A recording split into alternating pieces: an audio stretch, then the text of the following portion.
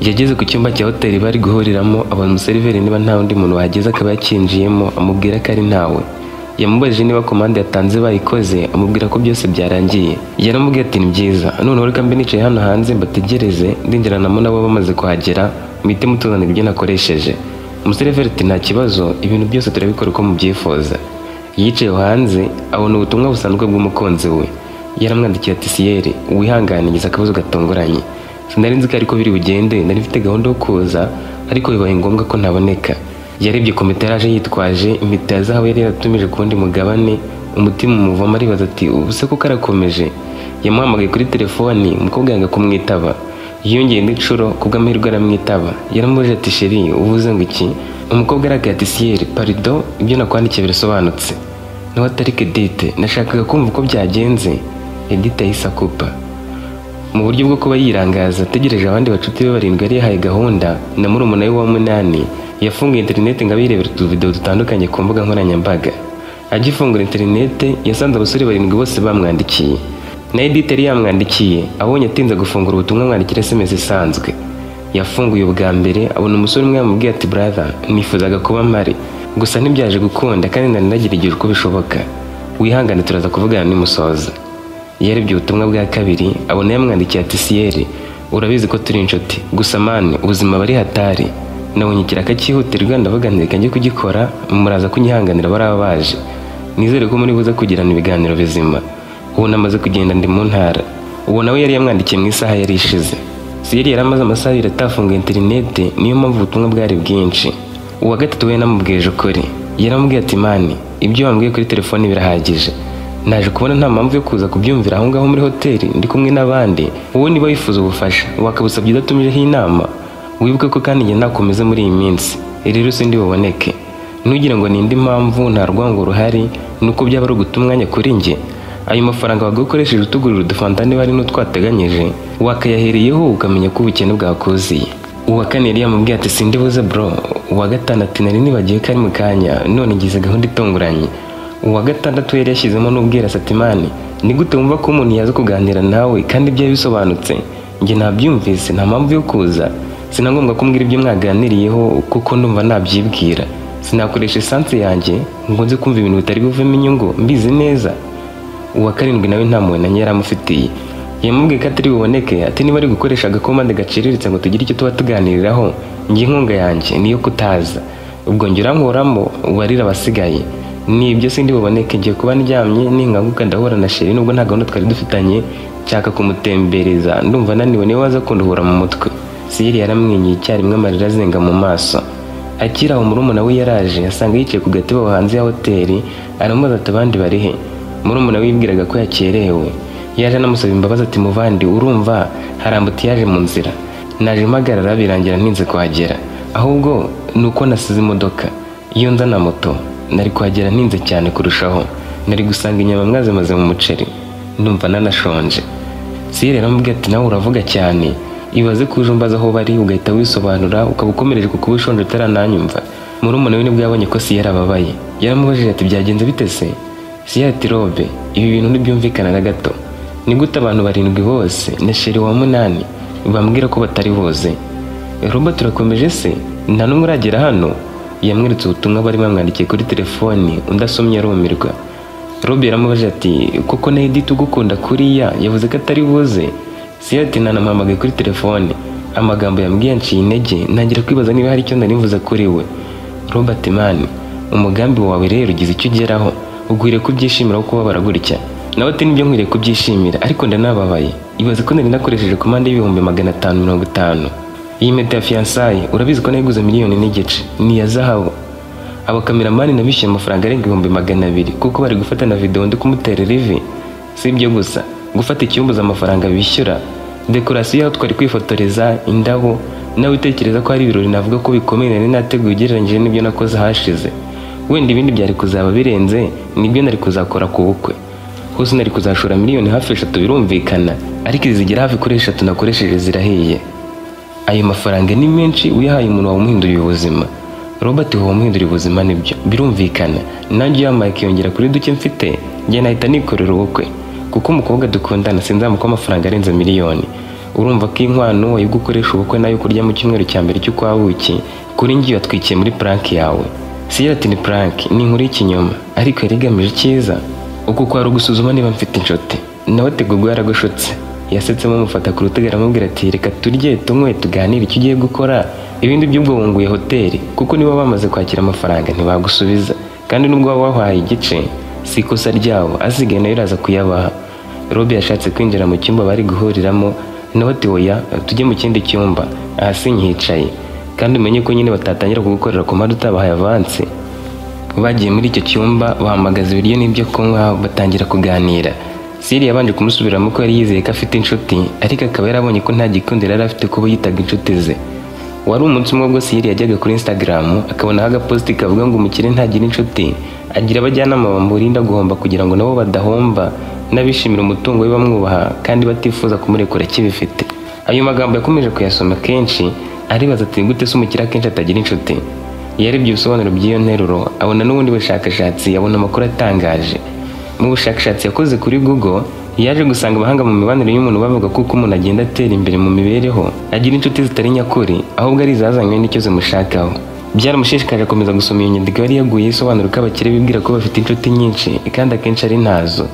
Yabonye ko rimwe na rimwe hari ubwo umuntu agira inshuti ziri ku rwego rw'amafaranga atunze, kuko izo nshuti zimufata nk'aho umuntu waziguriza amafaranga cyangwa akayaziha, bahura bagasangira amacupa ahenze n'ibindi, ugasanga ubucuti buriho kuko ubuzima bwabo bushingiye ku miterere y'akazi bakora, imirimo cyangwa inyungu baba bahuriyeho. Ni ubucuti bushingira ku nyungu, ku kazi, ku mushinga cyangwa ku rwego umuntu ariho, bukaba bushobora gushira igihe cyose cyabahuzaga kirangiye cyangwa ibyo bari biteze kuri yo byarangiye. Kumenya bakugumaho biba bigoye, no kumenya icyabazanye mu buzima bwawe bikakugora. Umukire cyangwa umuntu uri kuzamuka mu mibereho ahura n'abantu benshi bamwubaha kubera ibyo afite, bamushaka kubera akamaro babona ko yabagirira, cyangwa bamufata nk'urufunguzo ku bintu runaka bifuza kugeraho. Ibi bituma umuntu ahora mu kigare akibwira ko afite abantu, ntamenye neza niba umuntu umusanga ngo babe inshuti ari we ashaka cyangwa ari ibyo afite bimukurura. Ni ukuvuga ko abo yita inshuti baba bamukoresha. Ibyatumye noneho Siyeri amaramaza gusuzuma inshuti ze ni ibyakurikiyeho abonye. Iyo ubaye umukene cyangwa ukabura ibyo wari ufite ukimuka, ubona niba umuntu akigufata kimwe cyangwa niba imvugo n'imyitwarire bihita bihinduka. Iyo umuntu yakwerekaga ubucuti bukomeye mu gihe wari ufite business ufite amafaranga, ariko akaba atakuvugisha mu gihe business yasubiye inyuma, uba umenye ko ubucuti bwe bwari bushingiye ku nyungu. Inshuti y'ukuri ni umuntu udakeneye impamvu yo kukuvugisha. Inshuti zishingiye ku nyungu ziba ziguhamagara igihe hari icyo zikeneye kumenya, zikubaza amakuru kuri business cyangwa ku mwuga muhuriyeho, zikubwira ibihombo cyangwa inyungu zabonye n'ibyo ziteganya, ku buryo ukuyeho business mutakabaye muvugana ngo mubone icyo muganiraho. Nyamara inshuti y'ukuri izaguhamagara itagamije inyungu cyangwa ko muganira ku kazi, ahubwo guhamagara kuko ikeneye kuba muganira byonyine. Ni guhamagara icyo mugiye kuvugaho, ikaguhamagara akaba ari uyiganiriza yo ntacyo kukubwira ifite. Iyo umuntu atekereza ko ushobora kumukiza cyangwa ukamukemurira ikibazo runaka, ugatuma agaragara neza muri rubanda, kuba hafi cyane, ariko akagucika muri cya gihe batakibona inyungu. Iyo bibaye uba umenya abantu wari ufite. Ubwo bushakashatsi nibwo bwari bwaratumye yiyemeza gusuzuma barimo n'umukunzi we Edith. Aho kuri hoteli bamaze kuyisanga ari babiri, yabwiye murumuna we ati Google ntabwo yambeshye, ibi bintu nibyo nawe ukuri uri kukwibonera.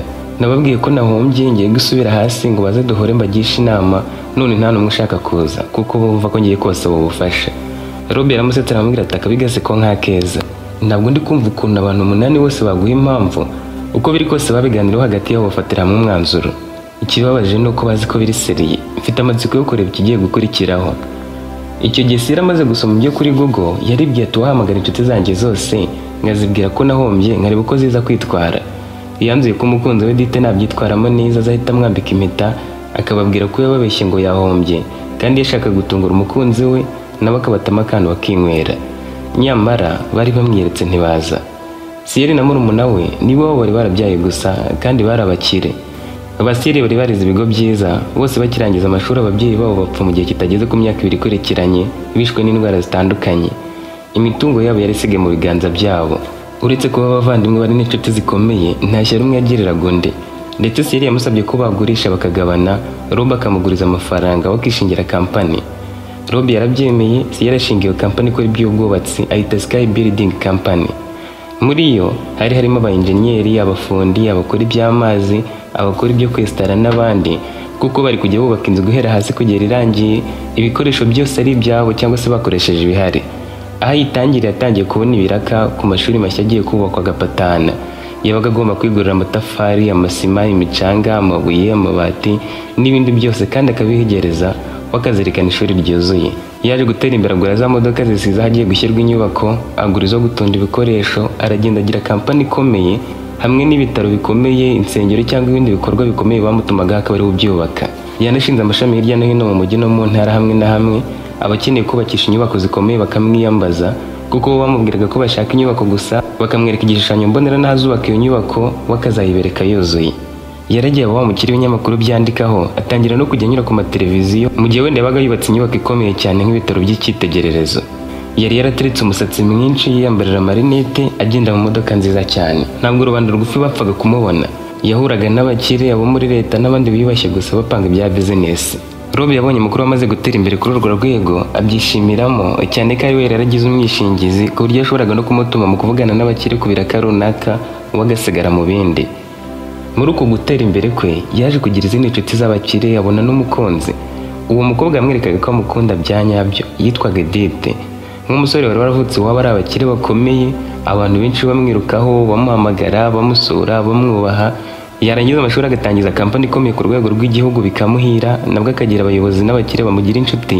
Yitekerejeho nyuma aribaza ati ese ibi byose ntabifite aho nasigarana bangahe? Byahutse abonye iyo post kuri Instagram, agakora ubushakashatsi, nawe agasanga hari nta nshuti ikomeye yamugumaho mu gihe nta kintu yaba afite. Ibyo byatumye yiga umugambi, abwira murumuna we ati ngiye kubwira abantu banjye ko nahombye, duhurire muri hoteli ndebe ko bari buze kumpumuriza. Wowe uzaza uhari, sinatera ibi nka murumuna wanjye ndahari kuko ari wo muryango ngira. Uwo guhamagara mu gihe turaba tutarahura, umbabarire ntumwitabe. Ukwandikira bikubaza ntumusubize. Yahamagaye inshuti ze zose, umwe umwe harimo na Edith, ababwira inkuru imwe gusa. Yarababwiye ati ishuri duheruka kubaka ubushize, kubera ko ari etaje, baje gusanga abayenjenyeri banjye bararyubatse nabi, ngo bazamuriye ahantu hadakwiriye, ikindi mu nkuta bashyiramo ibyuma bidahagije. Muri make banuzuye ibikoresho nabahaye guhera ku maferabeto kugera ku mucanga. Iryo shuri rigeretse gatatu, bavuze ko rigomba gusenywa, kandi basuzumye izindi nyubako 5 mperutse kubakisha, basanga zose harimo n'ibitaro zigomba gusenywa, kuko ngo mu bushakashatsi bari gukora ngo bari kubona ko mezi 6 zazaba zaratangiye kwika. Nahemukiwe n'abafundi banjye n'abakozi muri rusange, bagiye bagavura bagurisha ibikoresho, kandi inyubako za etaje bisaba kugenderaho iri bwubakwe, wanayizamura ukaba yahaye urufatiro rukomeye, inkuta ikazikomeza ku buryo biba byizewe ko itazika cyangwa ngo ihireme. Kubera iyo mpamvu banze ko izo nyubako barazisenya, ngatanga amafaranga nazihaweho kandi ngatanga amande. Nyuma y'ibyo byose hari andi makosa bagenzuye barayabona, arimo kuba hari imisoro ntatanze kandi myinshi, ngo barankubiye. Singiye kujya kuri byose ngo mbivugire kuri telefoni, wazaza ejo bundi nkagusobanurira neza. Si wowe wenyine uzaba uhari, nabwiye n'izindi nshuti zanjye izo duhuriyeho zose. Yabwiye buri umwe abandi bazaba bari kumwe, b'inshuti bari bahuriyeho baziranye, ati muzaza mbabwire ibihombo nagize, murebe niba hari icyo mwamfasha. Kuko ubu mu cyumweru kimwe gusa nimba naratanga izo miliyari bari konsaba, barateza ibyanjye mu cyamunara. Kandi ntabeshye, izo miliyari zirusha agaciro umutungo wanjye wose. Ndebye n'abo amafaranga ntavemo nafungwa.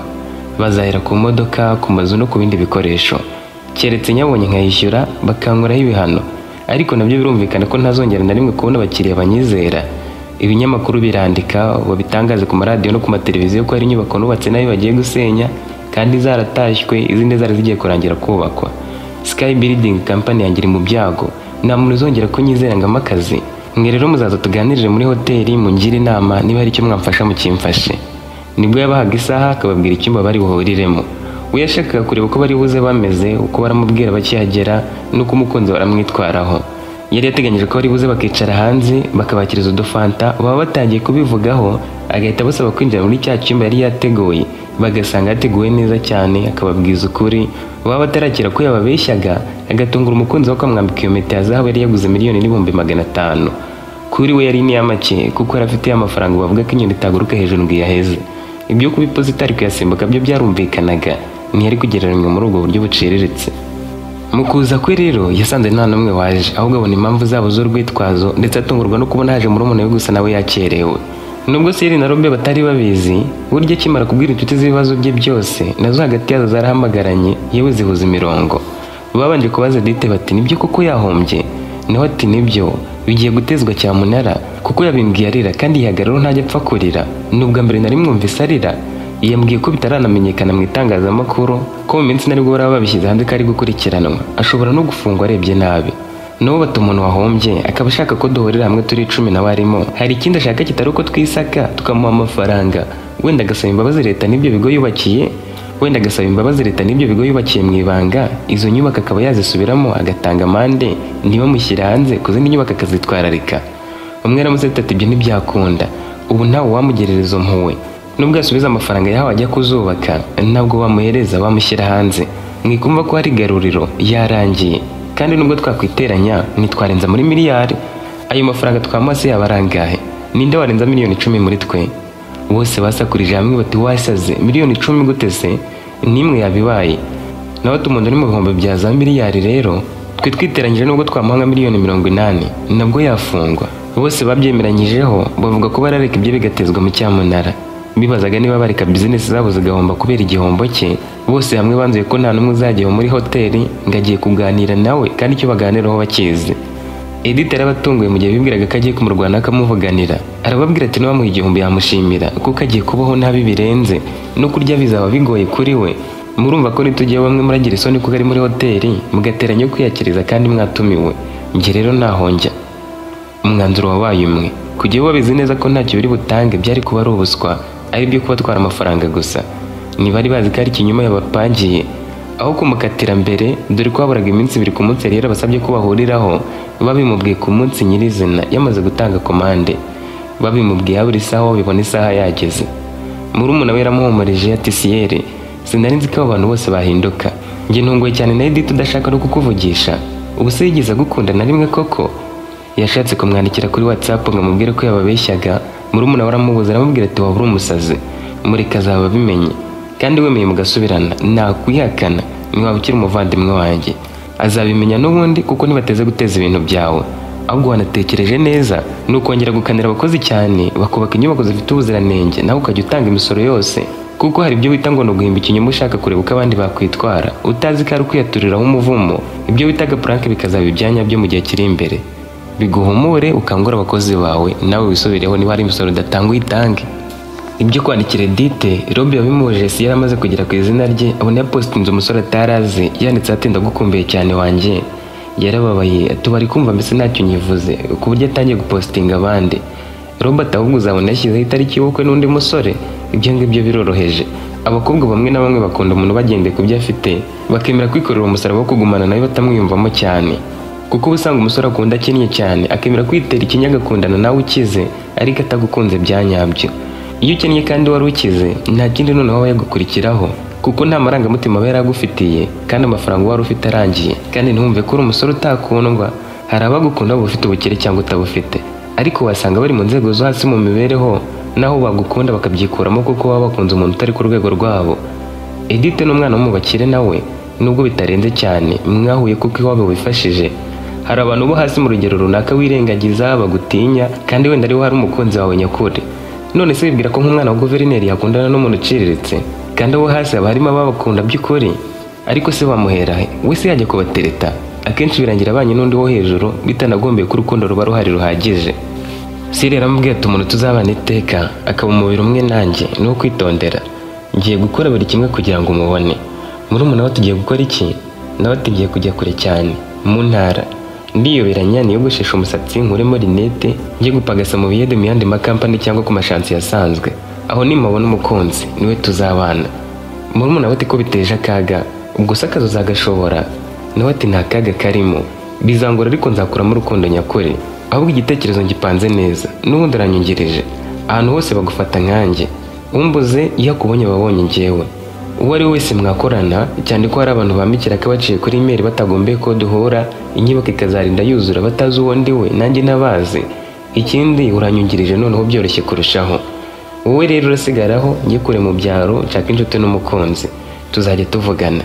Reka mfate iminsi 2 ndebe ko itari buze kumpamagara akisubiraho akanyereka ko yitekerejeho neza ko yakomera kugumana nanjye no mu bihe bigoye. Natabikora nzakuraho phone zose. Uwo munsi batashye bimeranyije ko ariko biri bugende. Rob nawe yarababajwe nuko abo bitaga inshuti bari abantu baraho kuko hari icyo babakuraho cyangwa babitezeho.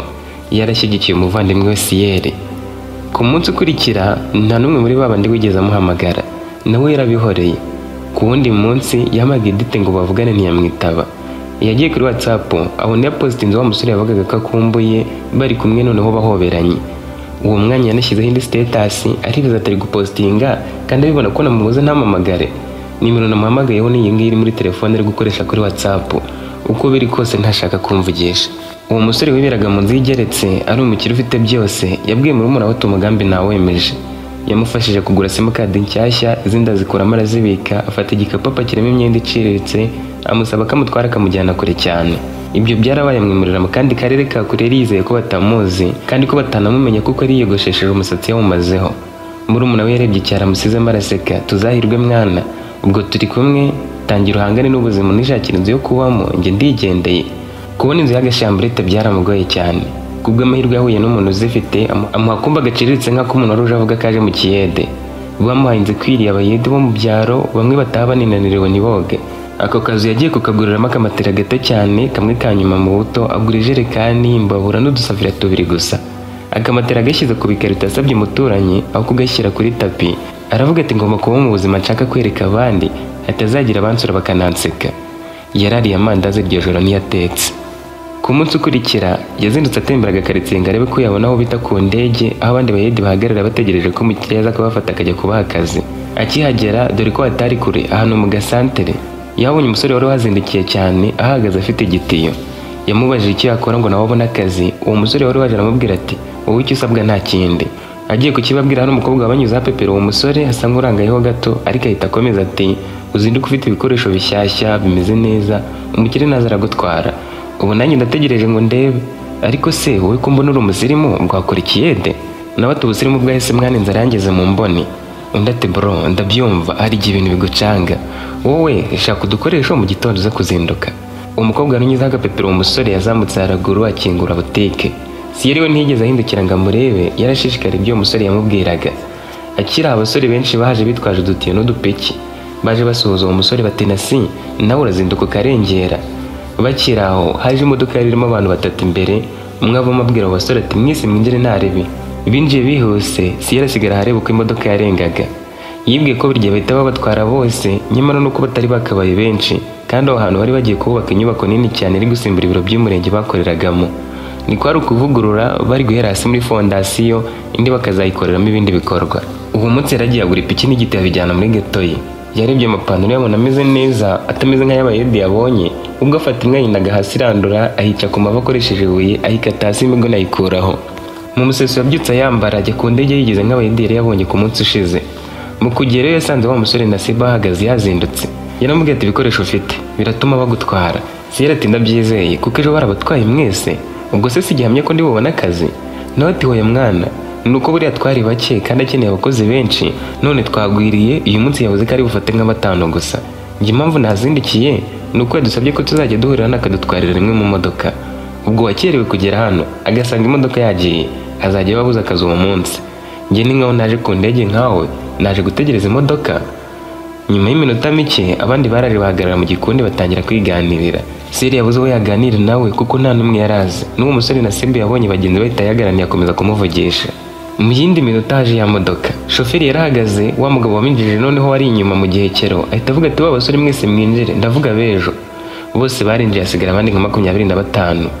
Uwo mugabo yaravuze ati batanu bonyine nibo ndi bahitemo. Akibona Siri yamufashe mu wa mbere kubera ko afite igitiyo n'ipiki bishyashya. Yashyizemo abandi bane bahita bagenda. Mu modoka wa musore baribwiranye amwibwirira ko yitwa Nasimbu. Yamuhuje n'izindi nshuti ze 3, ubwo nawe arimo bakaba 4 bari kumwe mu modoka. Ubwo agatsinda kabo kari kagiyemo abantu 5 na Siyera arimo. Bagiye baganira mubaza ibyo yakoraga mbere. Yarababwiye ati njye nakoreraga umuzungu umutekera, none byabaye ngombwa ko abagiye gusura umuryango we mu mahanga. Kubera ko yamembaga ku kwezi ukaba dahari, murumva ko ubukene bwari kunyataka. Nari maze ukwezi mu rugo, ubuzima bwari butangiye kuncanga. Ayo nakoreye yo nendaga kuyamara. Nuko ndavuga ntereka njye kure ngo ndeshaka geto nshakisha ibiyede nk'abandi. Barambwiye ngo ntabira haba cyane, niyo mpamvu nahise maza aho kujya ahandi. Ngo nta nubwo wabura ikiyede hari igihe wabona kandi kazi. Uyu Nasibu we namubonye ejo yaje ku ndege, ari nawe wangiriye inama yo kuzinduka cyane. Buriya muri mwe ntawe ariko hantanga.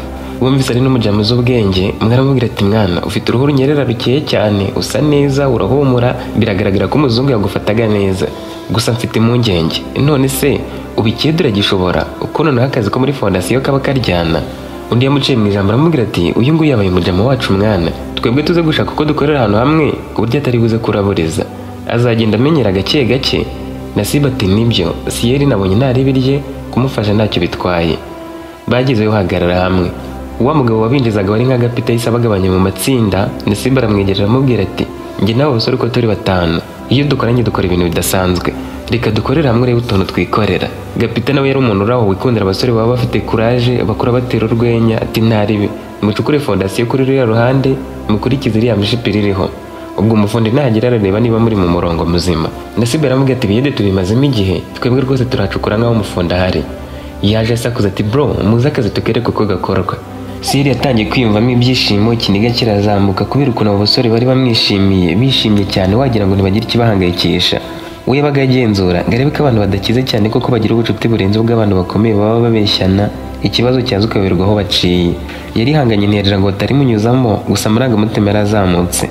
Nasibu niwe wabanje kurimagura kubita vuba vuba akoresheje ipiki ya Siyeri amusaba kunaga itaka. Siyeri yafashe igiti yaranaga, iminota ibiri bararushye. Yashatse kwihagarara ngo akomeze, ibavu riraturika amaraso ava mu kiganza. Nasibu na bagenzi be barabibonye bamugirira impuhwe. Nasibu aseka ati mwana uburetse ubanza uruhuke, ibaze ko umuzungu yagutetesheje ukaba wari wagiye gufata agatiyo. Yamusabye kuba ahagaze ku ruhande anaga itaka ashishikaye. Bagenzi be nabo bafata amapiki yabo barahacukura karahava. Babonye Gapita aje baramubwira bati Nasibu agiye kuba arekiyeho, mwese bimere nk'aho mwari mufashe pose mukaduha umwanya, gusa ntatinda muraturuhura. Nasiri yihangane ntatuma abona ko yavuye uturaso mu biganza. Nasibu yabaye ababwira inkuru zisekeje z'umukobwa yaterese akamwanga. Gapita yageze nawe aricara araseka ajya kugwa hasi. Nasibu yarababwiraga ati hari igihe nigeze kwiyongoza gutereta icyana cyari cyaje muri karitsiye, ariko nagiraga ubwoba byatari. Uwo mukobwa umuryango wabo wari uhimukiye vuba, mpita mukunda ntaranamenya izina rye. Nagize amahirwe manutse ku gahanda mubona imbere musaba guhagarara. Namugeze imbere nta no kumusohoza n'ubwoba bwinshi namubwira nti ndagukunda. Umukobwa yahise yicomokera, agize imbere ndamubaza ngo gusa uranyemereye cyangwa uranyanze. Yarahindukiye andeba mu maso arambaza tushaka iki, nanjye n'ubwoba bwinshi ngo nshaka ko mbera umukunzi. Ubwo twabivugaga ntazi ko ari kutwumva. Igihe manuka muri kagahanda ngahita mubona imbere, sindari narebye inyuma. Siyeri yaje amukurikiye, njye ngenda mubwira ibyo byose ntazi ko ari kubyumva. Narahindukiye mubonye ngira ubwoba mpita mucaho ndiruka. Basigaye banseka. Nyuma twabaga tugiye guhura, nkaba nanyura no munsi y'umukingo gatambona. Aho mu Kiyede nubwo inkuru yabaga idasekeje cyane, bo babaga biteguye guseka. Gapita yarasetse arigaragura aramubwira ati shahuri ikibwa mbega. Yitegereje Siyeri itabona ko ari umusirimu asa nk'utamenyereye ibiyede. Yamwiyenjeje arababwira ati uyu musore ni mumuhipe iki ndebe ukuntu akora, wagira ngo yakoraga mu biro. Siyeri yarayifashe yashyiramo imbaraga araharitagura. Yashingiririzaga imbere kuko ibiganza bye byari byazanye mu bavu yanaturitse. Iminota 3 yarananiwe dore ko kuva yavuka ari ubwa mbere arakoze akazi kavunanye nkako. Gapita yarasetse ati nabivuze rega wowe ntabwo umenyereye ibiyede ngakwirukana rero wakoraga iki. Siyeri nubwo atari akamenyere kuganira nabo yagiye abatera stories z'umuzungu azihimbahimba. Yarababwiye ati njye nakoreraga umuzungu ndi karyasi we, njye n'imbwa ye nitwagiraga nk'umuryango wabanaga muri iki gihugu, uretse ko yagiye kugenda akayijyana njya kansiga. Baramusetse baratembagara bati none se iyo mbwa koko yarayijyanye yayurije indege. Nawe ati muzi ukuntu ikibwa cye kingana ntabwo yari kugisiga. Abantu batuka abandi ngo ni imbwa, njyewe ubinutse ushaka kuvuga iyo ndi kubabwira sinababara cyane. Ni ikibwa cyiza kiza ubwenge ku buryo nagitekeraga nabi kikandega. Gapita aseka turi kubeshya sha, abandi baturi kudufera wiza n'ibikabyo ikure gitese imbwa siravuga. Nawe ati hari ukuntu umuzungu yabaga avuye mu kazi yaba akiva mu modoka ikagenda ikamuhobera nawe akayihobera.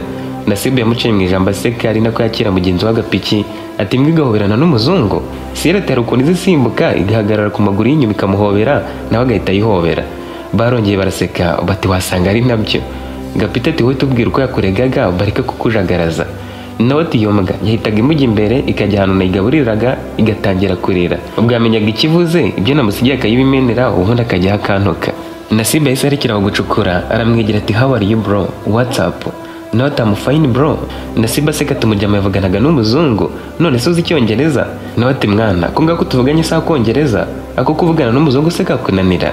Ni kimwe nuko nawe uvuza ko ngako utundi natwo dufata gake gake, wenda yaba ashaka amazi wakumva mota na drink ugahita usimbuka, yaba ashaka inyama akiguha amafaranga ukumvamo buy na meat ukibwiriza. Nyina ko kumuvugisha nikabura kuko ntaba akeneye ko muganira ibintu byinshi imbwa yihari, aho kunganiriza yakorakoraga imbwa yo mu matwi no mu ijosi yagakina nayo nanjye nkaba nk'uruturimo. Iyo nabaga nkeneye guhaha ndamubwiraga nti mani hiya uyiri finish food mu kabati finish.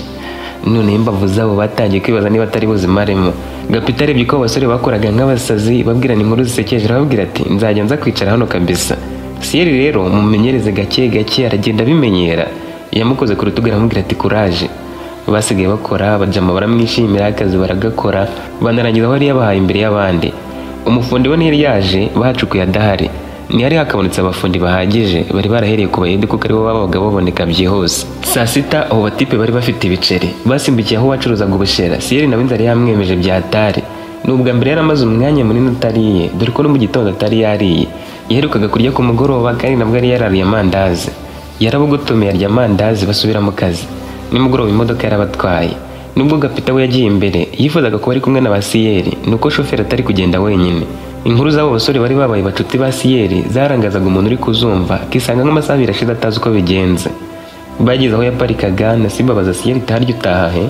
Yarababwiye banajyanayo, ubona nabo mu kazu kagoswe katarimo parafo uretse ko kari gapavomye. Nta n'irangi ryari ririmo, urugi rwako rwari rukoze mu kagunguru, amadirishya ari ibiti. Akamatera ke kari gato cyane kari no ku bukarito. Babonye ari nigabo bamusaba ko yajyana nabo bakamwereka aho baba, nawe arabyemera. Nasibu yaribanaga, undi umwe yibana, abandi babiri babana. Bageze kuri abo babiri bandi batekera hamwe, bamaze kurya buri wese arataha. Mu musiso bazindukiye mu kazi. Gapita nawe yahise ateza amaze kwiyumvira inkuru zabo, yibagirwa kujya gukoresha abandi. Inkuru zo bari nazo ntabwo bajyaga baceceka.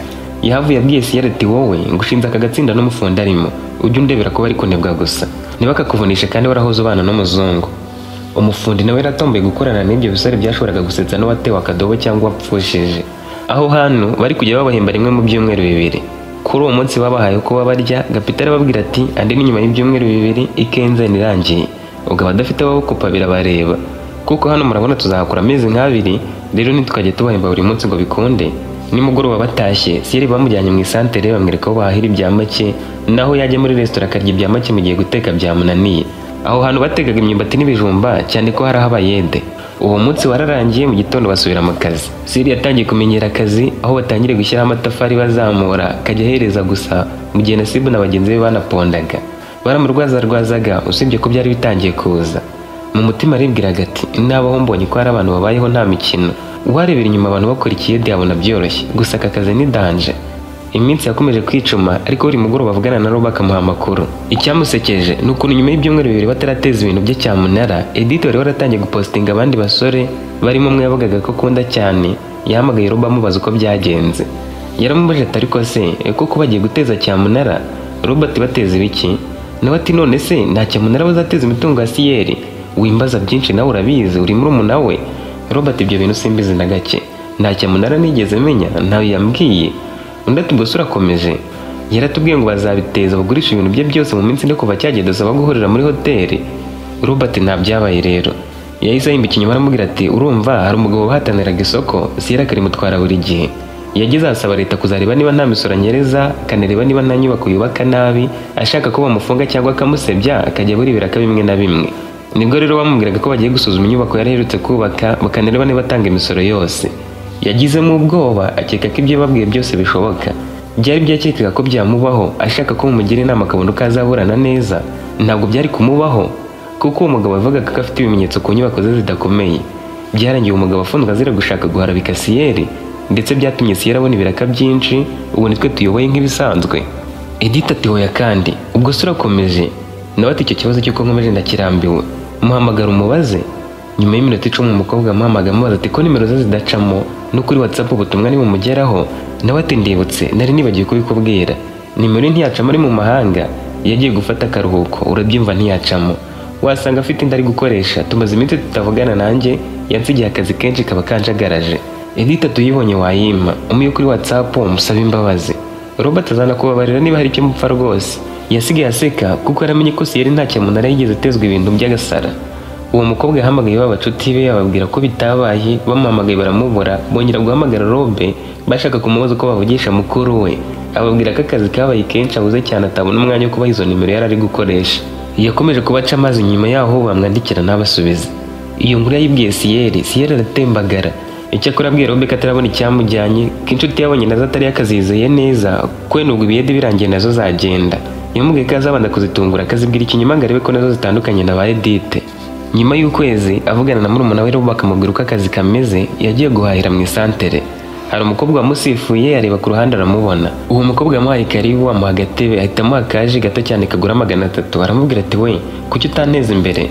Umusore ati guteza imbere gute se kandi umuntu ntahira ashaka? Nawe ati nibyo, wahahira aho ushaka hose, usanzwe unabikora, gusa ukwiriye kumpahira. None se ni gute wifata ukamara ukwezi kose muri izi karitsiye utaraza ku mucuruzi wa mbere mu isantere? Sira tugira ibikabyo nawe, ubwo se nuhenda?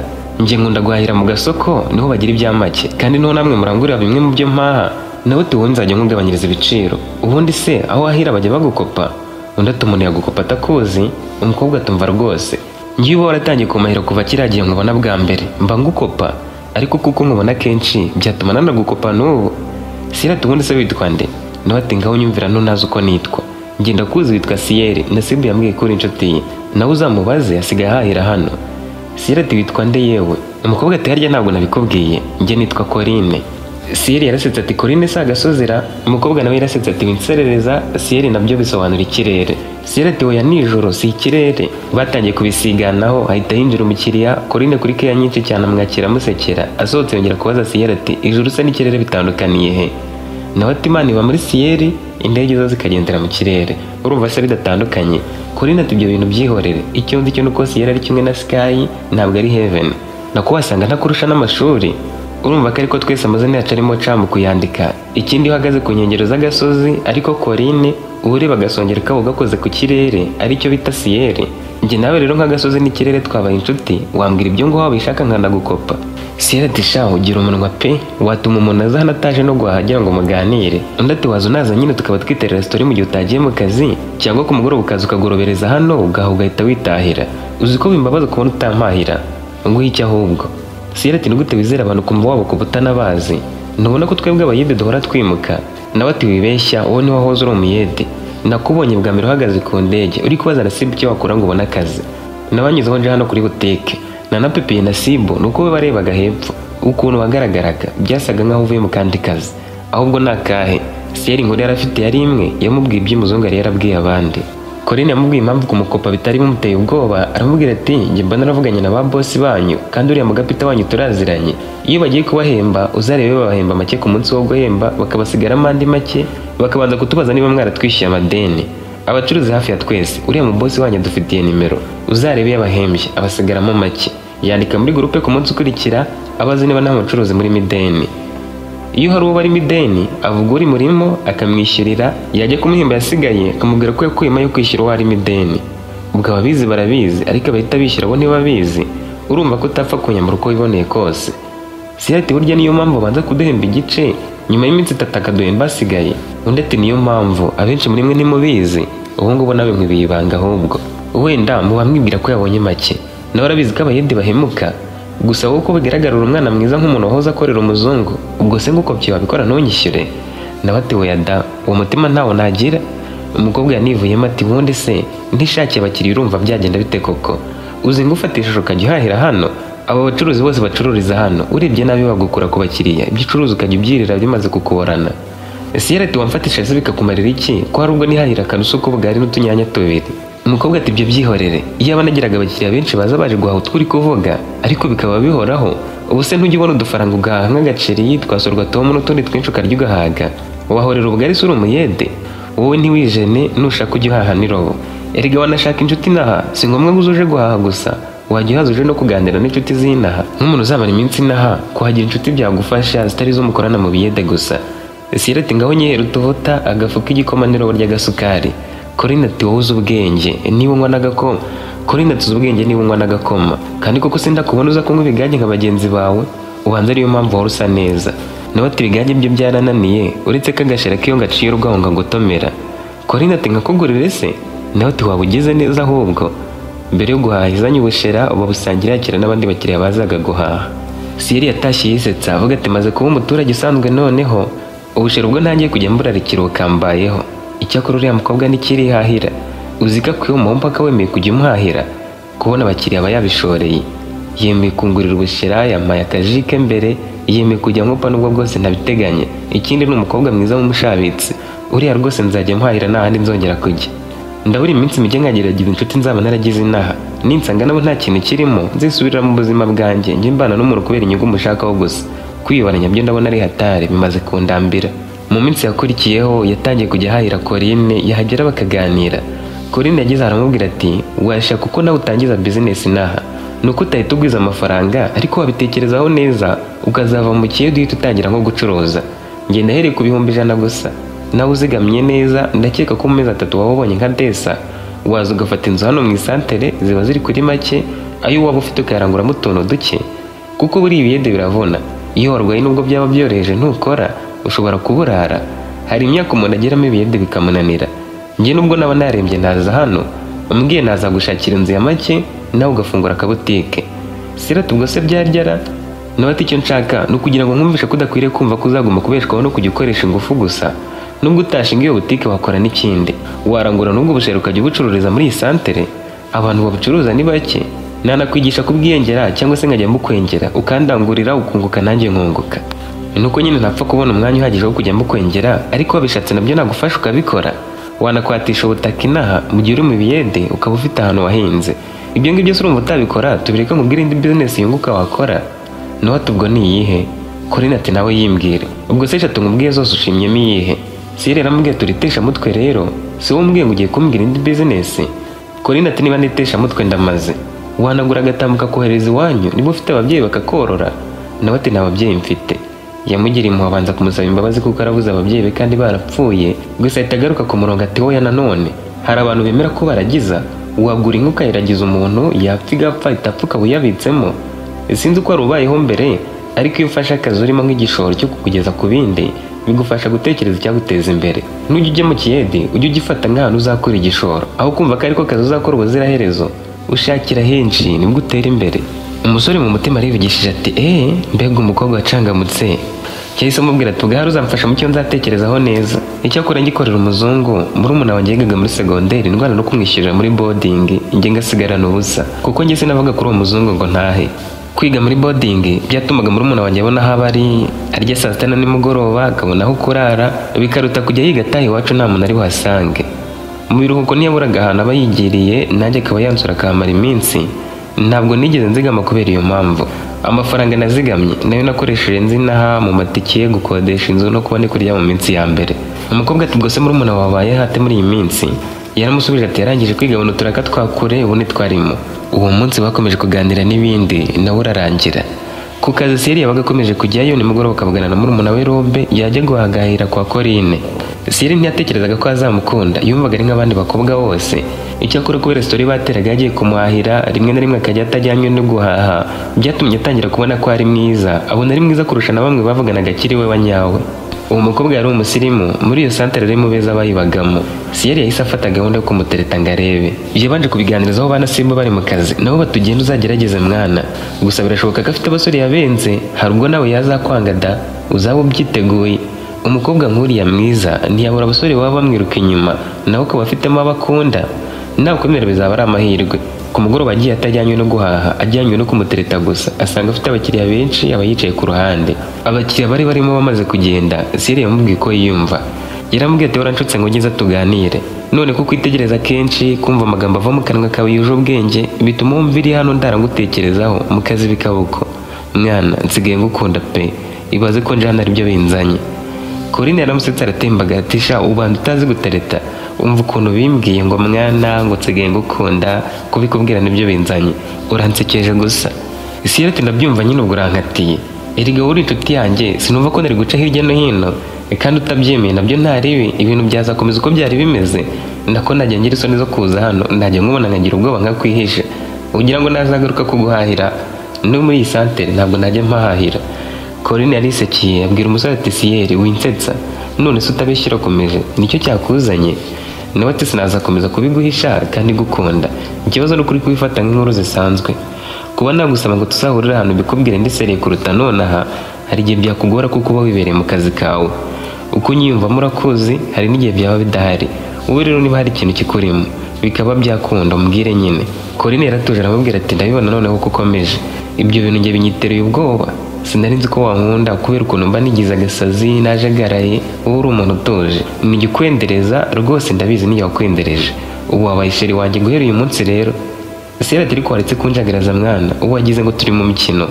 Corinne ati none se simbyemeye, hari ubwo nari nsanzwe nkwita sheri se, ubu wabaye we rero. Siyera atera buraga ati sheri tubivanemo buraga umbwire niba unkunda. Corinne ati kumbe impamvu utari kubyemera nuko ntakubwiye ko ngukunda nanjye ngenda gukunda noneho cyane ndari no kuzabikwibwirira. Undi ati sure, nawe tumva icyongereza ye very sure noneho nanjye nari utazagishyira umutwe twongereza twagakuye ku muzungu ukagira ngo sinkumva. Siyera turanyibukije koko se warize? Nawe ati ntigase, udushuri twanjye ntwibitseho utazanyinisha. Nuko kaminuza nabonye amahirwe yo kwiga ariko mbishaka nayo nayiga. Wowe se ntiwambwiye ko utize? Nawe ati narize mwana. Atatu yisumbuye se nahagije mu kiyede. Barasetse barebanye mu maso bagira isoni. Ubucuti busanzwe buhindutse urukundo uko abantu bitwaranagaho hari igihe bihinduka, nabo babyiyumvisemo ko hari igihindutse. Corinne waragasazi yahise atuza, uretse ko atatuje bya nyabyo. Yahise amufata ukuboko afunga butike agenda amufasha ati ngwino tujye kubinywera kugira ngo uyu munsi wambwireho ko nkunda tuzajye tuwizihiza buri mwaka. Siyeri yabonye mubanye sire kurusha uko yabitekerezaga. Yamujyanye ahantu hiyubashye muri ako gasantere agura fanta batangira kuganira bundi bushya. Corinne namubajije ati niki cyatumye nkunda? Ese mbere yuko uzina aha nta mukunzi wari ufite? Mbere yuko tubigira seriye dore twese turakuze, birakwiriye ko tumenyana neza kuko abantu bangana natwe kuba dukundana byonyine birahagije ngo igihe icyo ari cyo cyose tube twabana. Ubuzima bwawe wabupanze ute ku buryo urukundo rwawe nakwizera ko bitari ibya bamwe mu bahungu baza baje kunesha umutwe nta ntego nzima y'urukundo bafite? Siyeri namubwiye ati Corinne mbere na mbere numvaga umutima umpatiriza kukubwira ko ngukunda. Icyo cyo nagikoze bitansabye gutekereza ibindi. Intego nihaye mu buzima niyo gukorana umwete ngashaka imibereho, ngashaka amafaranga yo kubaka mu kabanza iwacu badusigiye. Kubera ko murumuna wanjye yarangije kwiga ubu nta bindi bibazo bikomeye bihari. Hari aho twabaga iwacu inzira cyaraho mu kibanza yubatsemo nubwo bitarenze. Murumuna wanjye yaje gusura bene wacu avuye mu kazi yaje mu kiruhuko niharara.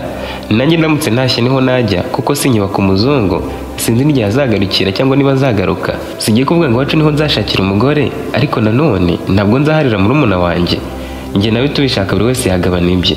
Icyo mbona no kubona udufaranga runaka nkabanza kugira ikintu nkora gifatika mu gihe gito. Ibindi byo bizaterwa naho umuntu azaba ageze. Nubwo uyu munsi nta kintu ndiho, mfite icyizere ko mu gihe kitarambiranye bizacamo. Sinifuza kuzashaka umugore kera, n'ubundi ubuzima ni ugushakisha. Uwo tuzabana naba ari wowe nk'uko mbyifuza, tuzakora ubukwe ku rwego rwacu, tubane dukomeze guhiga ubuzima dufatanyije. Sinifuza ko wankunda ngo bazakundwara inyuma kuko n'abandi umuntu udafite intego mu buzima. Corinne yaramwishimiye aramubwira ati cyambere ni ibitekerezo. Hari umuntu wambwiye ngo umuntu ufite ibitekerezo byavamo amafaranga, hari ubwo abarenze ku muntu ufite amafaranga yarayabonye mu buryo bworoshye butarimo ibitekerezo. Siyeri rero nanjye sinabihakana gutekerezaho cyane pe. Iyo waje kuri butike tukaganira rimwe na rimwe iyo ntashye nkaryama ndakurota, ndagukunda, ariko mba mfite ubwoba bwo kujya mu rukundo kuko hari abahungu baza kuntereta kuko babona ko mfite akaduka bakumva ko ndenze bakabarira amafaranga arimo. Kandi se aka kabutike nta kandi ku buryo katuma umuntu ankunda akejo nawumva nkajya mu biraka byo guhingira abandi. Mbabarira umbwire niba atari cyo wankundiye. Nzanze ari cyo wankundiye rwose waba wayobye pe. Siyeri tereka nkubwize ukuri, biba byiza iyo ukunze umuntu afite ahazaza. Sinarenganya bagukundiye ko uri umunyamwete witeje imbere kuko bitanga umutekano iyo ukundana n'umuntu ufite icyo ashoboye. Sicyo cyatumye ngukunda, njye nabitewe nuko nzi ukanganiriza wishimye ukangira inama kandi gukubona kenshi bigatuma ndushaho kubona uburyo uri mwiza. Ni ukuri ko nagiye nkwiyumvamo gake gake nanjye simbizi, ahubwo numvaga ntabikubwiye umutima waturika. Iyo tuvuganye kuri telefoni bimbera byiza cyane, amarangamutima yanjye ntazamurwa n'ibyo ufite, azamurwa nawe ubwawe. Icyakora sinabura kuvuga ko ari akarusho kuko ufite ibitekerezo byabyara mu mafaranga uri kuvuga, bimwe ukaba ubishyira mu bikorwa. Ahubwo nikongera kwitekerezaho, ese ubu wankunda nta kintu na kimwe mfite? Rimwe na rimwe mba ntazi nuko ndi buramuke. Ibaza umuntu ujya ku ndege buri gihe nabura ikiraka nkaba nanaburara. Corinne ati ibyo byihorere, mbona wavamo umugabo mwiza. Njye nawe turahuza cyane. Hari igihe nigeze gutekereza uko mu rugo rwacu byaba bimeze, insanga nta ntonganya zapfa kuzamo nk'abandi. Ibyo nkunda nabonye nawe ubikunda. Ese yati wabitekerejeho ryari kandi nari nakakubwiye ko ngukunda? Nawe ati nyine ntakubeshye, nagutekerezagaho cyane nkanibona tubana wenda ducuruzanya ukuntu twajya duhora twishimye dutera brage. Siyeri ati noneho nizeye ko nkunda, ahubwo wankunze mbere niwe uri kuntereta nonaha. Corinne fanta yaramukoze kuko yarashatse guseka, umusore ajya haramuhungiza. Barabisetse cyane, Siyeri ariyumanganya ntiyakomeza guseka aramubwira ati ndagusezeranya ko nzarinda icyizere wangiriye. Nyuma yo kuganira uwo munsi Corinne niwe wishyuye amafaranga bakoresheje bita mu dufanta. Batandukanye urukundo rufashe umurongo. Mu kazi yabwiye Banasibu ko umukobwa amwemera akanamugurira akantu. ba basore bose uko bari batatu na Nasibu wa kane arimo. Abo basore bose barabyishimiye baramubwira bati ku cyumweru ntidukora tuzajya kubinywera, nta kintu cyiza nko kuba ubonye umukunzi. Umwe muri bo yaramubwiye ati nanjye ndi kumushakisha kuba singo ndabirambiwe. Nasibu yaramubwiye ati tuzagushakira umukobwa w'umucuruzi ubanza kubatereta bitagoye. Baramusetse baramubaza bati ubwo se uri kumva Siyeri byaramworoheye? Nasibu ati muyoboye ukuntu abakobwa baduca amazi mwana, abo bo mu dusantere baba birijya bashaka abasore bakora mu biro. None Siyeri aramutomboye, uriya mukobwa ni mwiza afite intego nzima, ikibazo nuko yikundiye umuyede. Gahunda niyo kutiheba natwe tuzabona abakunzi barinze bacuruza, buriya kubatereta biroroshye. Undi musore yamuciye mu ijambo ati Siyeri ni agasore kameze neza, wasanga kuri nera akurikiye agasura, uzamurebe tuvuye mu kazi yambaye neza ntiwamenya ko dukorana. Siyeri wakeka ko ari umuyede? Mwana, abakobwa bagira byinshi barebaho cyangwa wenda bakanerekwa. Niba ataramukundiye ukagaragara agifite agahu kazima kataramera nk'akabayede, uko biri kose yarose kazakira.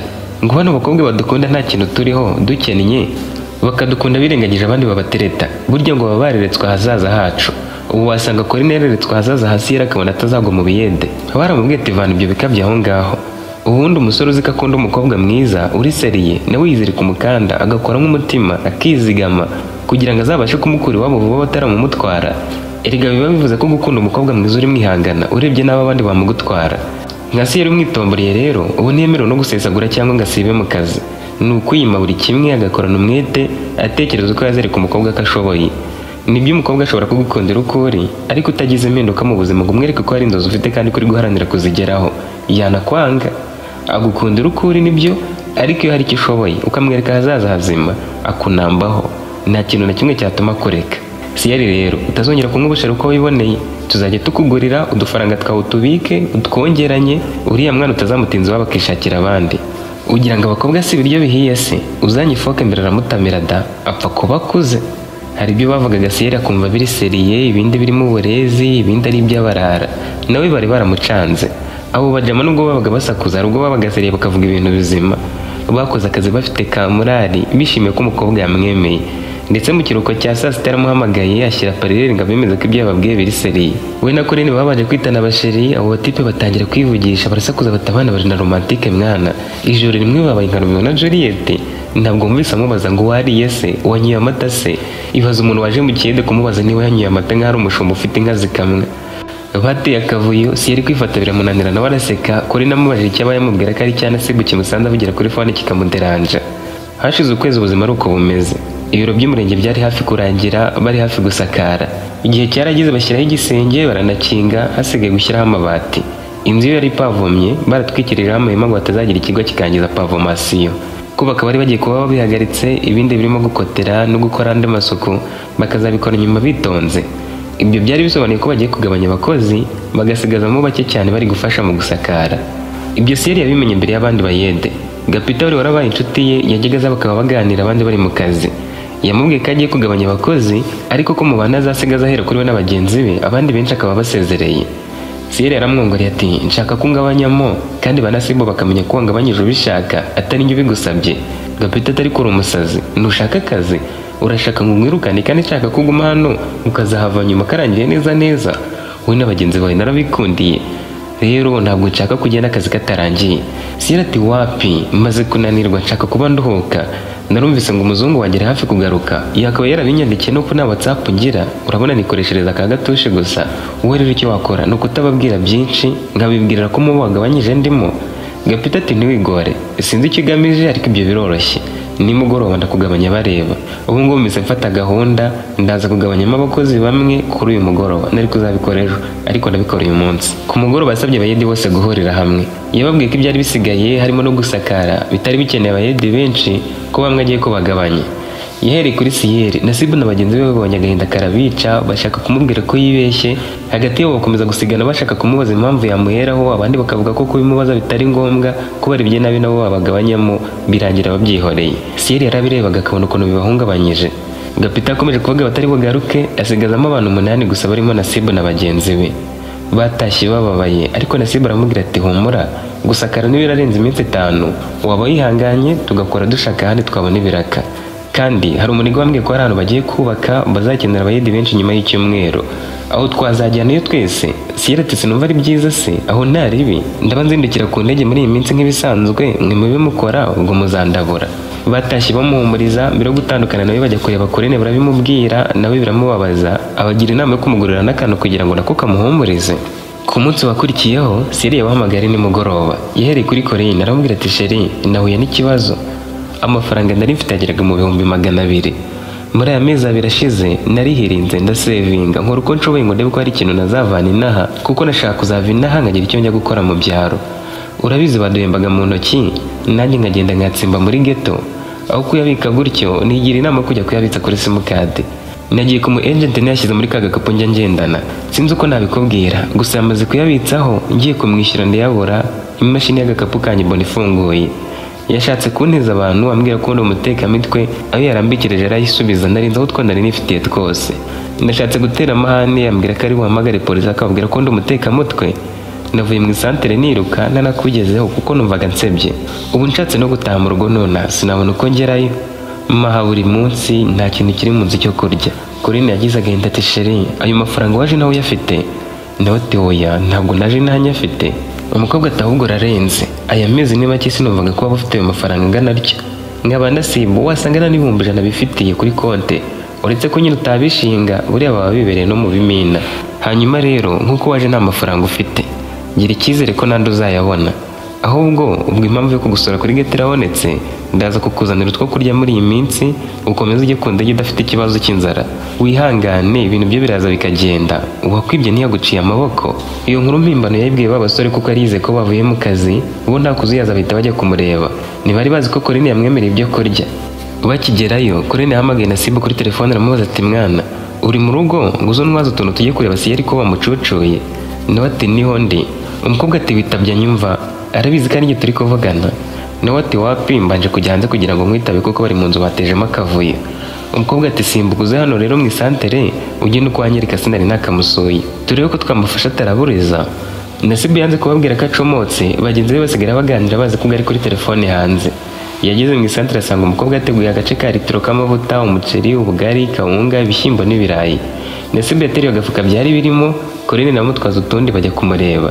Siyera kibabona yatunguwe no kubona Nasibu bibwiraga ko akiri kuvugira kuri telefone hanze burya yari yagiye mu isantere.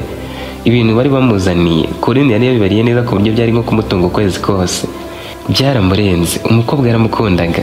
Abo batipe baramubwiye bati ibyo kurya birabonetse twese tugiye kuguha uduceri ujye ubona kugura amakara n'imboga ubundi uzakomeza kujya ku ndege nk'ibisanzwe. Nasibu yabibukije ko hari umusore wamurangiye ahantu hagiye kuboneka akazi ko bazahita bajyanayo ahubwo nibikunda bose bakajya bazagenda bakaba hamwe kugira ngo ubuzima buzaborohere. Bari abasore basanzwe bikorera akazi k'ingufu buri kabazo kose bageraga bagakimuzaga kujya mu isantere bakisomera ku bushera abanywa ibigage bakinywera. Uwo mwanya bahise bajyanayo. Batashye Cyril yahamagaye Roba amubwira ayo makuru. Inshuti zanye zaramaze kuzibona ikizamini cya mbere zari zigitsinze kubera ko akazi kari kamaze kurangira. Yamubajije niba muri ibyo bice n'ahantu kampani yabo ya Sky Building yari iri kubaka urugero nko ku kigo cy'amashuri cyangwa ku bitaro. Murumuna amubwira ko ari mu kandi karere hafi y'aho ngaho yabaga ntihari kure cyane ku modoka amasaha 2 n'igice ariko bahagije. Aho niho Cyril yifuzaga kurangira akazi ba Nasibu bifuzaga kujyaho umusore wundi yari yabarangiye.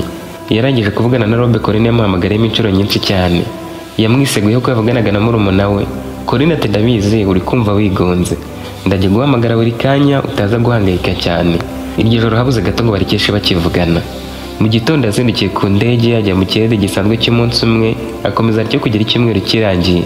Icyakora hari iminsi nk'ibiri yaje agatata abonye bamujyana indege ntiguruke nk'uko babyitaga. Icyumweru kirangiye ku murenge babaye bahagaritse ibikorwa byo kubaka kuko ni nk'aho bari barangije byose bamaze no gusakara.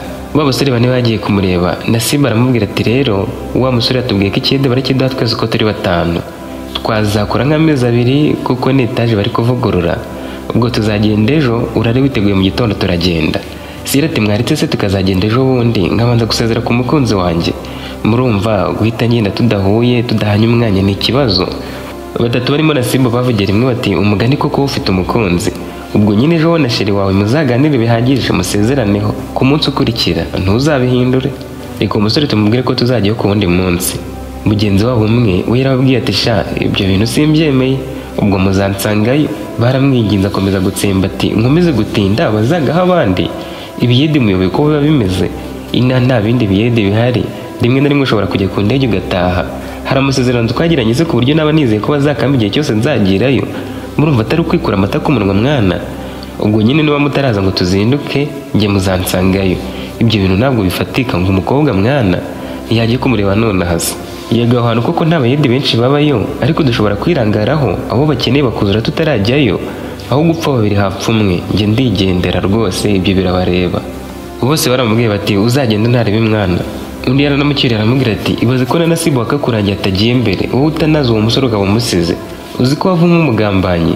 Erega tutanagiye twakomeza kujya ku ndege, none se ubwo twifate dusiga umujama wacu mwana kubera kutihanganira umunsi umwe gusa? Nuko hari utari mu rukundo, ntabwo uzi kugenda udasezeye ku mukunzi ukuntu bitesha umutwe. Ubwo se Corinne yazavuga iki koko ahise agenda batanaganiriye? Mana ikibazo cye kirumvikana. Ubu se warishimye? Hari n'akana ahagaze ntibamwibye? Uwo musore yakomeje kubahakanira arivumbura basigaho. Iryo joro naryo Siri yarayaganira na Corinne. Bari bagiye gutandukana, ntibari kuzongera guhura buri munsi nk'uko byari bimeze. Corinne yari yibabariye, yaramaze kwimariramo umusore. Bemeranyije ko kuri uwo munsi mu gitondo cyari kigiye kuza bari buhure nyuma ya saa sita, bakamura umwanya bari kumwe bagasezeranaho bya nyabyo. Gusa Siri we yari yifitiye undi mugambi. Yari yahamagaye Robe ngo aze nkuje gushaka abayede muri ibyo bice. Mu gitondo Robe yaje kumureba kuri telefoni. Yarazanye na shoferi wari umutwaye mu modoka yari ifite igihekero, imwe zatwaraga amaferabeto n'ibindi bikoresho ifite karisoro. Aho Siri yabaga hari haraguru y'umuhanda. Robe yarazi muri iyo quartier ariko ntiyarazi neza inzu yabagamo. Yaramurangiye. Imodoka igiye kuhagera yagiye ku muhanda nk'uwitembereza gake gake, yambaye igipira cyamwishe mu maso, umuntu umuzi nawe atapfa kumumenya. Robe yasabye shoferi guhagarara avamo, avugana nawe shoferi atabumva. Yabonye agaho katakinyerera, yarabaye umunyacyaro, umuyede bimusa noneho. Yanamugiriye impuhwe kuko yari yarananutse. Birinze gutindana bavugana, Robe kuko amuvugisha nk'uvugisha umusore usanzwe ati niko sha, hano wahabona abayede nka 5 bakomera gukorera mu kandi karere. Yabaye nk'umusobanuro k'akazi kameze. Siri ahita ahamagara maniga ye. Yahereye kuri Nasibu ati mufate ibintu byanyu byose muze wanjye, muze nk'abimutse. Bwira baba tipe bose njye mbe mvugana na Corinne aza nsezereho. Nawe ati bigenze bite se? Undi atari umukire uje aparika munsi y'aho mba, abaza niba yabona abayede ajyana ahantu bari kubaka ikigo cy'amashuri. Ngashaka abayede nka 5 bizewe, amafaranga ni menshi. Akubye kabiri yo twari kujya dukorera aho turangiraga, akazi kazamara amezi 6 nibura, kandi aho turangiraga ngo gashobora kumara amezi 3. Ngo abayede yishakiye wazabaho kuba ntibazajya bishyira inzu. Mwebwe nimuze ndumva ariho twajya gukora kujya hahandi.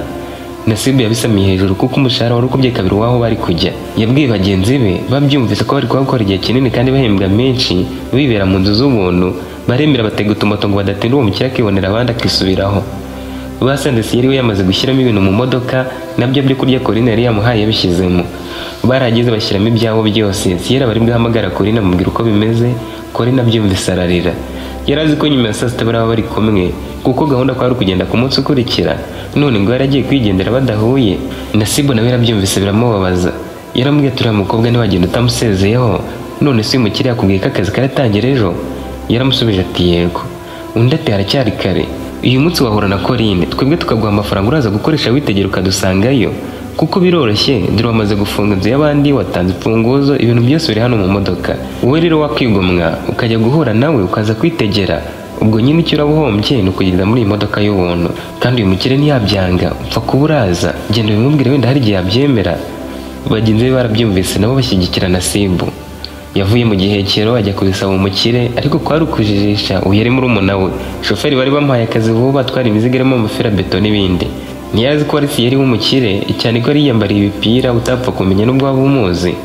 Uwo Robe wari waje nk'umukire yemereye Siri gusigara akaza gusangayo bagenzi be, anamushimira ko amuhaye abayede bagaragara ko ari abasore bashoboye akazi.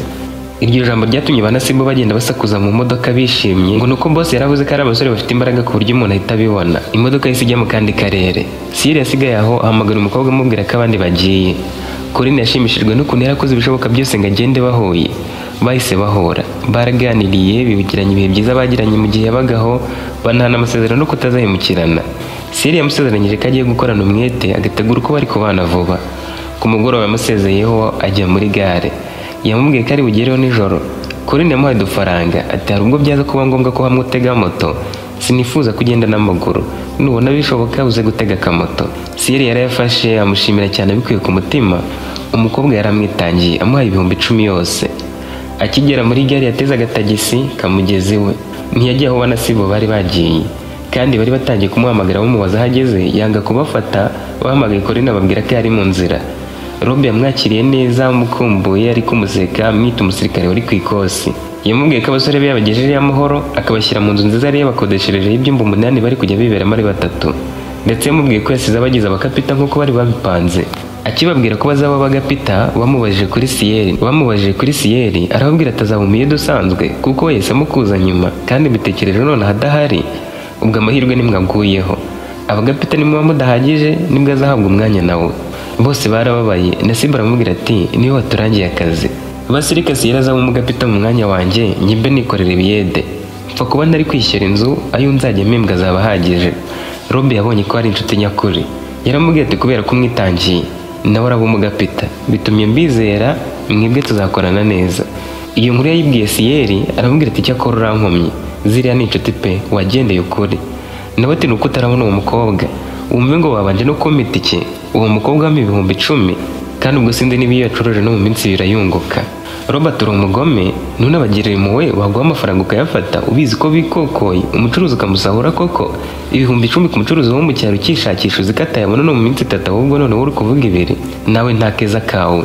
Aseka tubwo sindari kubyanga nkavuga ngo iki kandi bazi ko bandenzeho. Ubu nyine bamfashaga nk'umuntu udafite icyo ashoboye bashaka ko nyine nanjye ngerayo nkagira utwo nkora nyine nkiteza imbere. Urumva bo baba bagamije yuko ngira icyo ngeraho, ahubwo ikinyuma kiracyakomeje. Ngiye kubabwira ko noneho wa muzungu wanjye yagarutse, ubwo njye sindi buze mu kazi.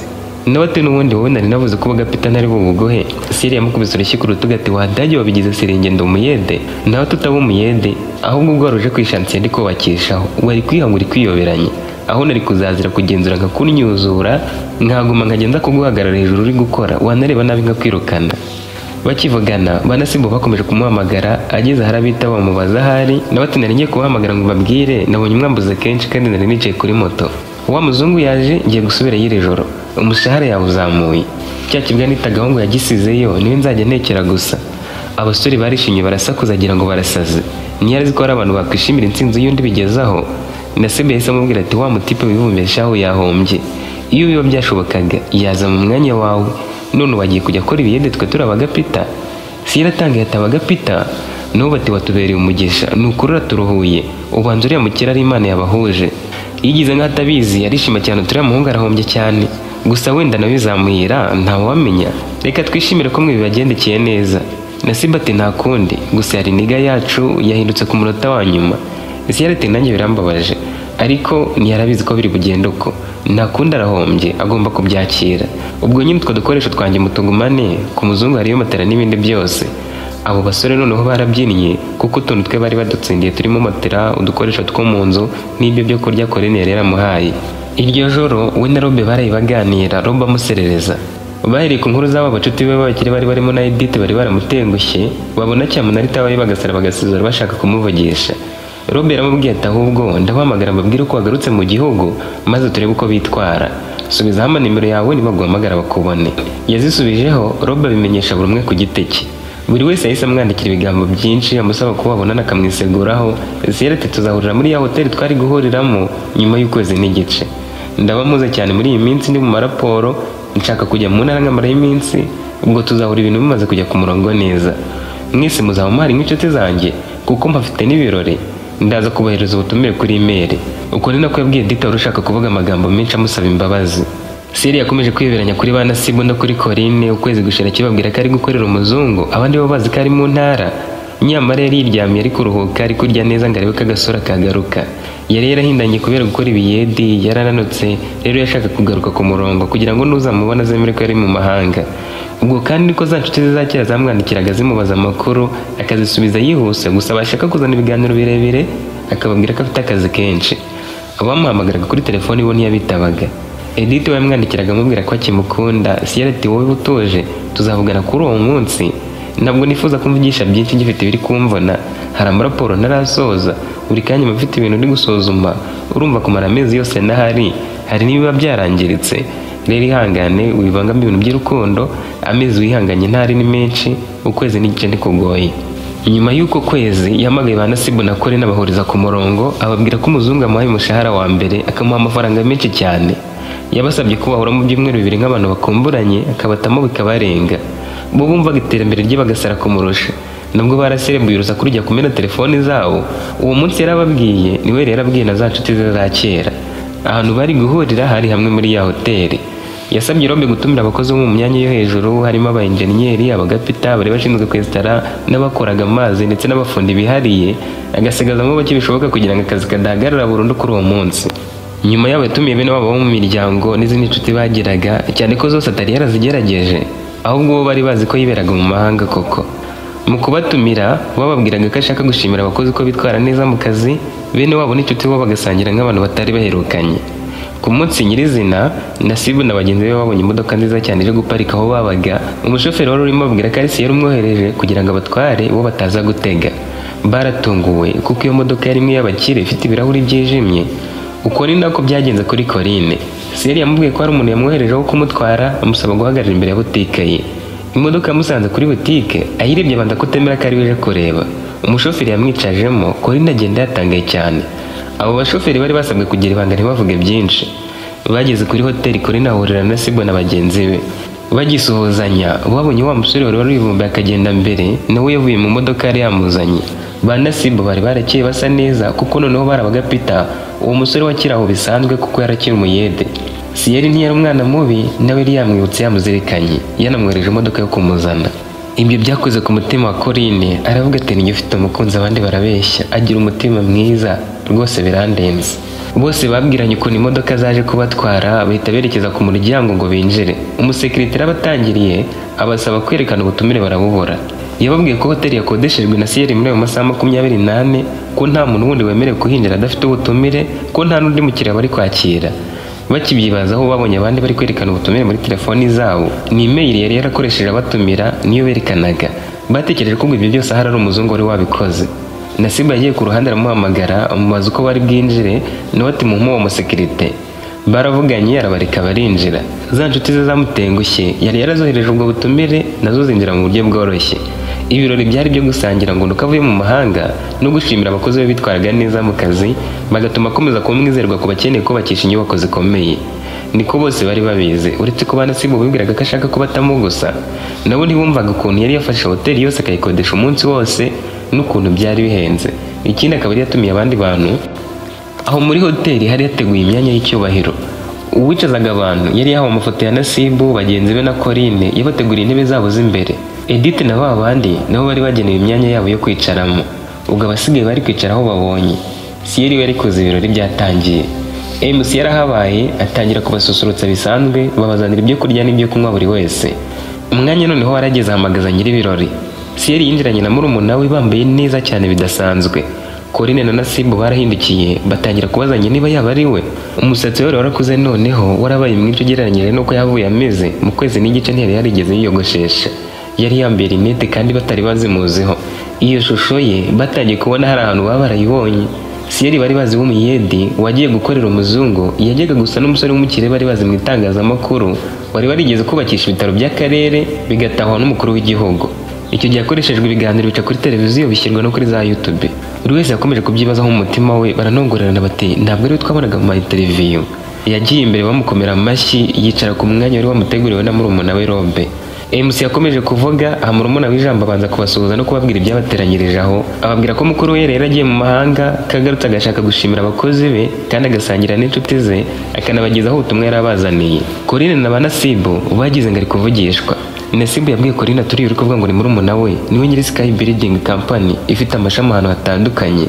Corinne yatangiye kubihuza atari ko ye, uzi ko Sierra na Sky ari kimwe, uzi ko Sierra yatwihishemo, twe tuzi ko yari mu biyede, yahavuye ajya gukorera umuzungu.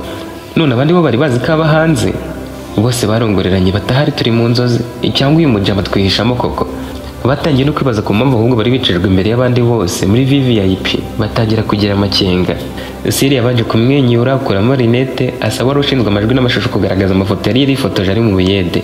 Akiya project imbere ku gikuta, Sierra yarababwiye ati ayo mahanga niyo narindimo. Muri hoteli hajemo akavuyo bibaza niba yarabaga mu biyede mu mahanga cyangwa arabonye yibera kagafungura ishami ry'ubwubatsi.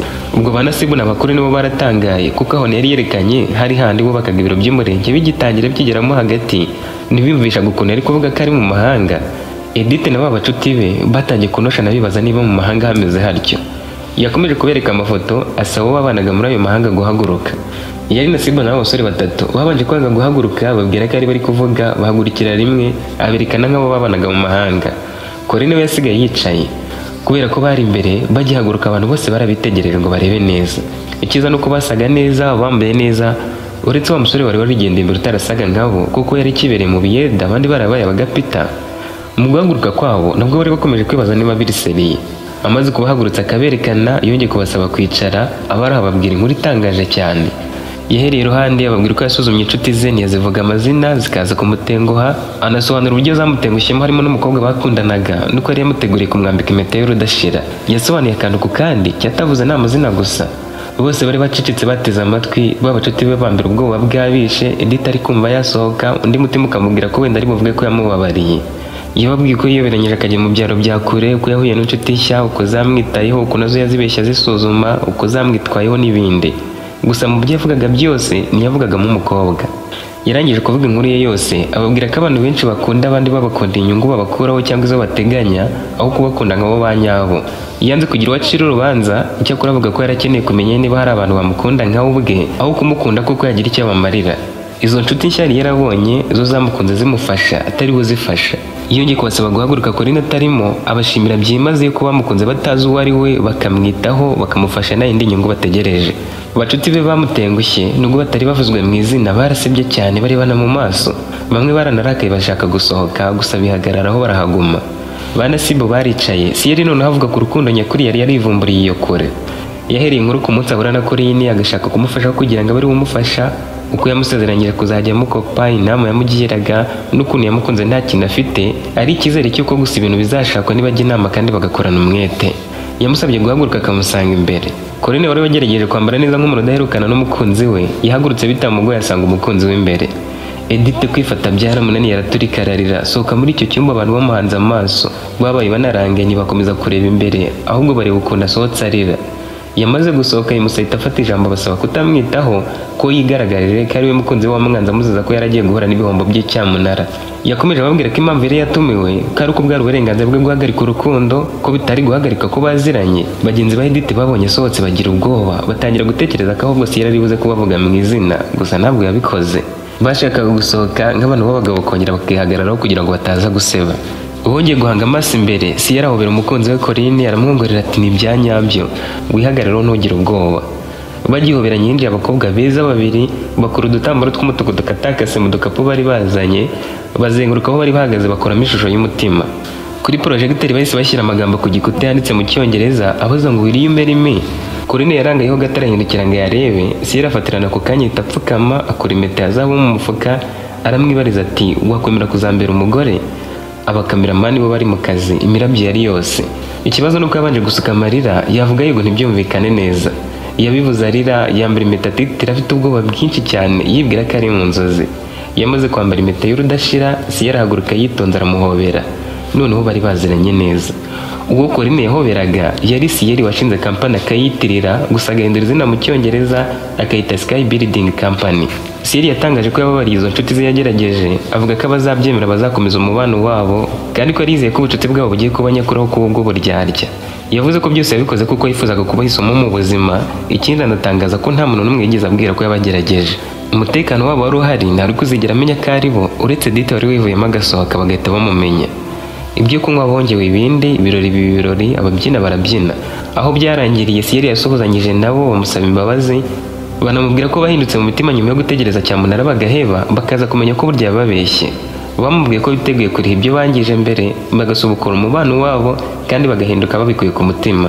Ntiyari kubyanga nawe, aho kubahomba ngo nuko bamutengushye, yari kubunguka kuko bari bagiye kwisubiraho.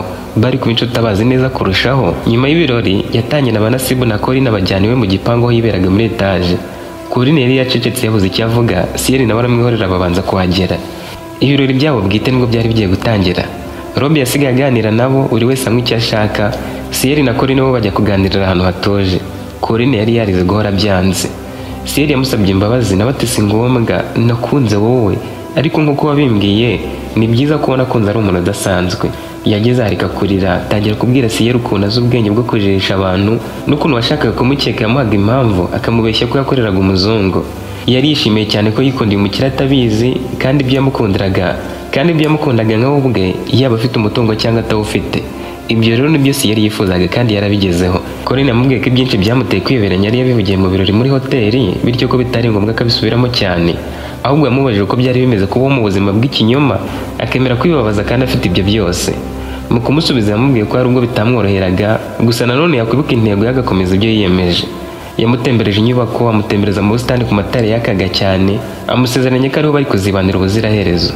Mu nzu Robe nawe yaganiraga na ba Nasibu b'abayede bakoranaga na mukuru we, abasaba kumubwira ibyo bifuzaga kuzakora nyuma yo kuva mu biyede. Nubwo bari abayede, buri wese yari afite inzozi n'ibyifuzo yifuzaga kugeraho.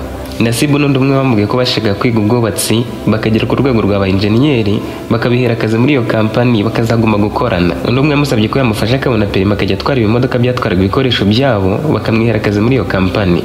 Uwa nyuma we ari we wa musore wari warabasize akigendera, yamubwiye ko yifuzaga kuzibera umucuruzi. Bose yabemereye kubakorera buri kimwe bagakora ibyo bifuza. Siyeri yaraje asanga umugambi bawunogeje, arababwira ati ni ibyo ngibyo, ibyo muzakenera byose nzabibakorera mugere ku nzozi zanyu, kuko nimwe nshuti z'ukuri mfite muri ubu buzima. Iryo joro baraye mu birori baryama mu rukerera, buri wese ajya mu cyumba cye cyari giteguwe neza kurusha ibyo muri hoteli. Iyo nkuru yageze ahantu henshi cyane, bamenye ko ari umusore w'umukire wigize umukene kugira ngo abone urukundo nyakuri, uwo akaba Siyeri wari waritomboriye Corinne. Ku munsi wabo w'ubukwe byari bicika, abo babutashye nibwo bukwe bwa mbere bukomeye bari batashye. Edith we kuri uwo munsi ntiyari kwigaragaza kuko abavugaga amakuru y'umukobwa wa mwanzi niwe babaga bavuga. Nta dusoreje inkuru y'umusore w'umukire Siyeri wigize umukene kugira ngo abone urukundo nyakuri, kandi koko yararubonye yibonera Corinne wamukunze uko yari atagendeye ku byo yari afite, cyane ko byasaga nk'aho ari nta na kimwe afite uretse ubugingo bwe. Niba wayikunze duhurira muri comment, ntuzacikwe n'izindi nkuru nk'izi nawe utaha.